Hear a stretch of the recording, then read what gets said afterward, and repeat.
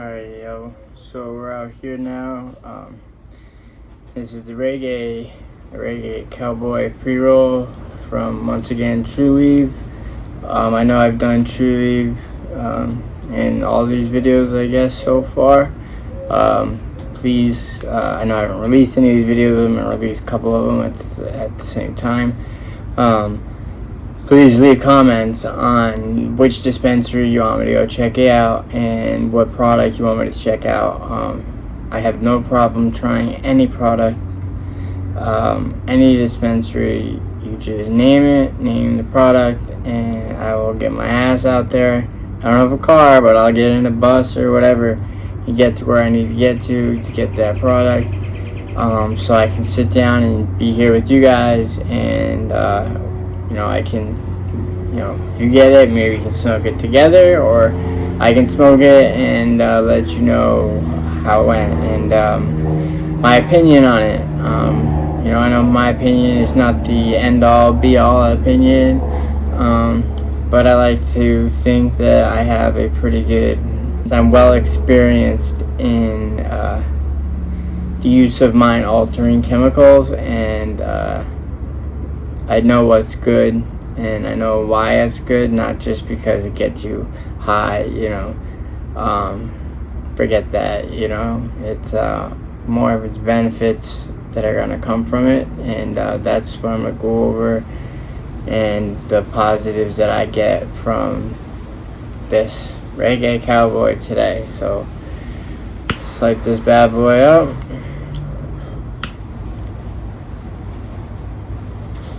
Love this torch lighter too, by the way, line. It's got a little mirror and shit. Light shit up perfect. So anyway, off initial hits, it hits good. All I did was untwist the paper.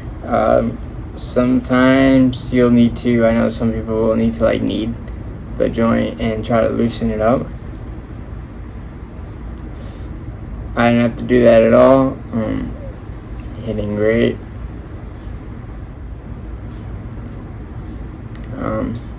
To be honest with you, this paper that they're using is kind of overtaking the flavor.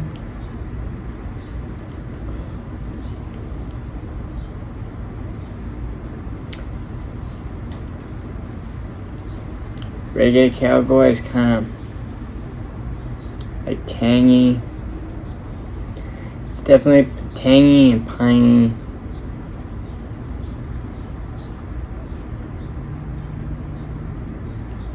Maybe a little bit of a citrus kind of burst in the beginning. 23% THC, no CBD, which is pretty high for a pre-roll joint. So I guess I'll just start talking about some theories and stuff. Eventually I'm going to get into these shoes here. I'll probably do a separate video because I got this shoe in here, this little peep shoe. It's not laced yet. I guess I'm going to just do a video on how I lace my shoes. So I'll have that video out if you're interested, and way how I lace my shoes. Check it out. I'm gonna go over these shoes too and the prices in that video.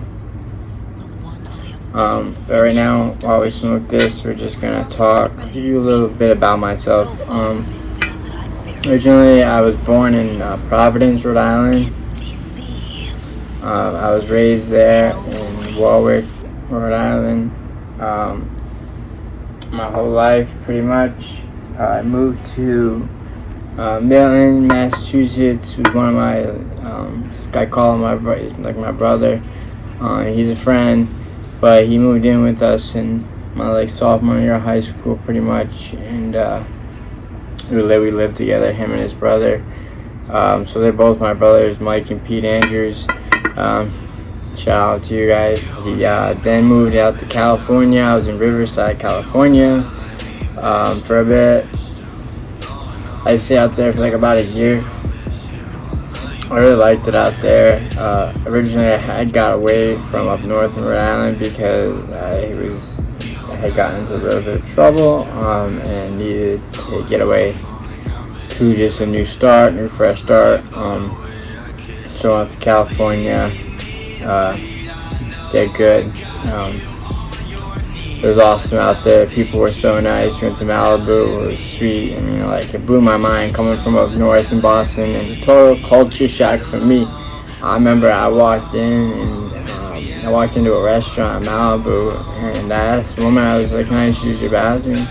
And she was like, yeah, honey, of course. She's like, come on. She brought me back to the bathroom and everything. And I was like, holy shit, like, this lady just was like taking her time and talking to me and asking how my day is, like, and letting me use her bathroom, and I'm not even a customer. Up north, if I tried that, they'd be like, fuck you, man, get the hell out of here. Are you eating here? Are you buying something here? Or no, because otherwise, get the fuck out. So it's culture shock. So from California, I ended up moving back to Rhode Island. And things weren't so successful there for me. Florida for the first time back in like 2015. Still here, West Palm Beach. It's been a crazy ride out here. Went through a lot of stuff. I guess they say you come down on vacation, leave on probation. That was the case with me. Unfortunately, some things happened due to my past. I had some major struggles with drug use, with especially fentanyl use and crack cocaine and speedball, which is a deadly combination. I mean, I'd be on 4 or 5 sticks shooting fentanyl and crack and just waking up in all random positions. I was resuscitated once, pronounced dead, like I was dead. I felt flatlined. I count the amount of times I've overdosed from it. That's where the head trauma that I said in one of my other videos comes from. It's unfortunate, but that's what that stuff does to you, and it's bad. I lost somebody that was very, very dear to me. Somebody that I loved very, very much. But I loved her, and that shit took her from me. So, took her from her family and took her from this earth. It's so sad. I mean, to watch that really fucked me up for a while, and I dealt with some serious depression. I became pretty suicidal, and it got hard. It got real hard for me, and I was dying. I mean, I overdosed 3 times, was brought to the hospital in like 1 week. It was bad. Honestly, thanks to cannabis, it saved my life because it alleviates all the symptoms I was trying to alleviate through this seeking out drugs. Okay, so what happened to me is, as a child, I was put on Adderall because I was diagnosed with ADHD. I couldn't sit still. I had a lot of energy. Now I guess it's like the opposite. I'm pretty chill now. I'm pretty like laid back. Sorry, I keep saying I'm a lie. I just noticed that. I'm gonna stop that now. See, I almost just did it.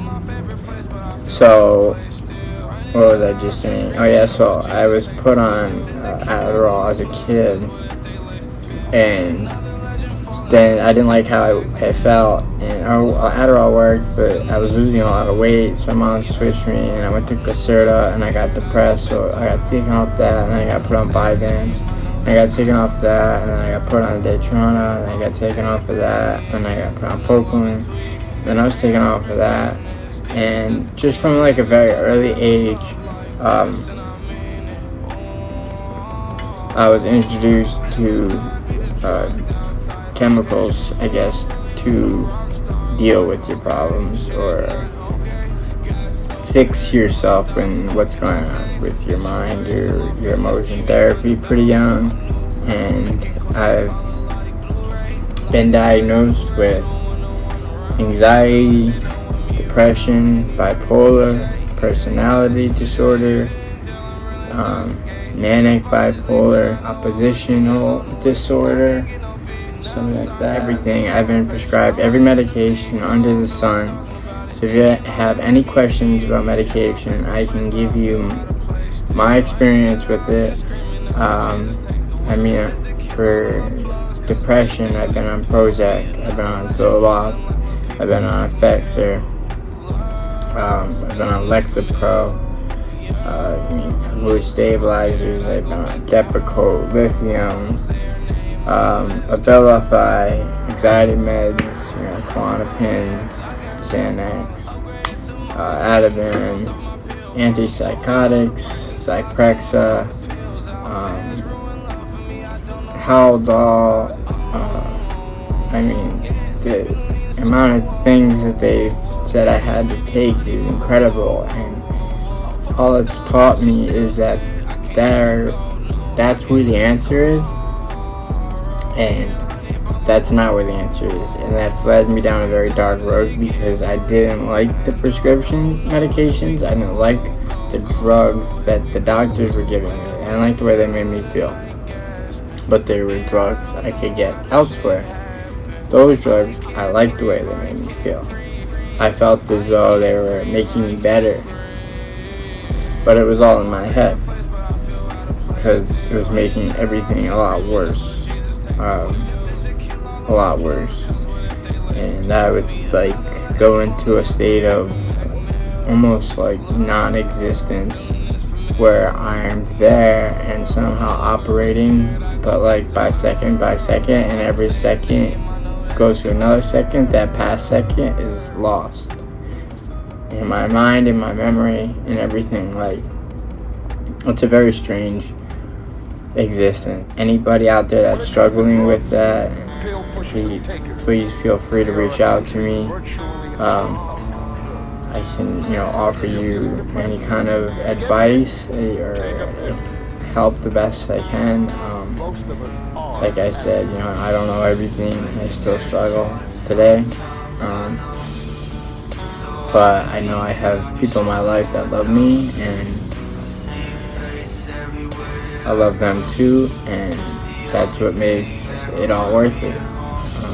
I guess the struggle all worth it, It's for them. My life got a little crazy and out of hand, but it's taught me a lot. It's taught me to learn to defend myself. It's taught me how to go out and get what you need to get when you need to get it. It's taught you how to hustle, that drive, the amount of energy and time I would put into to acquire a substance was ridiculous. If I put even a fraction of that energy towards something positive, it could be unstoppable. And I chose for some reason just to put all my energy into something that was a parasite, destroying me and just eating me up from the inside out. Now, I'm not saying I'm sober. Obviously, I smoke. I don't prescribe medication, but that just helps to and give me enough time away from that lifestyle, because it's the lifestyle that's addicting, not so much the substance. The substance, yes, is very addicting, but the whole lifestyle, the whole process of it all is what becomes very addicting. Reggae Cowboy, fire. I'm stoned this out, and I'm halfway done. I'm putting it out. I'm done with it. Anyway, that was a little brief story kind of about me, maybe a little depressing. Today I'm doing good though. I have my house here. My grandfather's house, and it was given to my mom. And I I rent it out for my mom. And I have two adorable, beautiful little kids from my wife. I love them as my kids. They're 1 and 3. I've known them since less than a year old, and 2. My wife I love to death.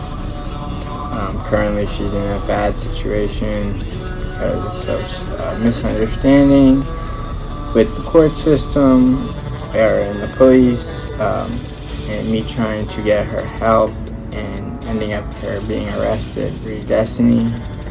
She's a good mom, and she's a great woman, and she's got the biggest heart I've ever seen. I mean, it's too big, and ends up getting us into trouble because she's just too trusting and loving and wants to help literally everybody, no matter how big and scary you seem. She wants to help, and that's wonderful and that's great, and I admire that, but it's dangerous to protect her a little bit and guide her because she can't help everybody, and sometimes people have ulterior motives and they're not actually looking for help, they're just pretending, and I'm trying to help her realize that. I guess I don't know, that's just a little brief thing about me and my life and where I am.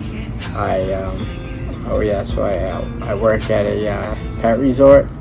Pretty sweet, an awesome job. I work with dogs. I just get to go see the dogs every day, take the dogs out, play with them, take them out in groups, and then they have like the anti-socials that don't, go with other dogs and stuff.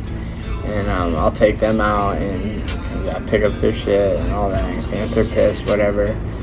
Feed them, give them water, make sure they're good. Just, take care of the dogs, make sure they're not fighting and humping, and that's pretty much it. It's straight. I love it. I love working with animals. I love all animals. I love nature. I'm like partially vegan, and I know that's kind of ridiculous to say.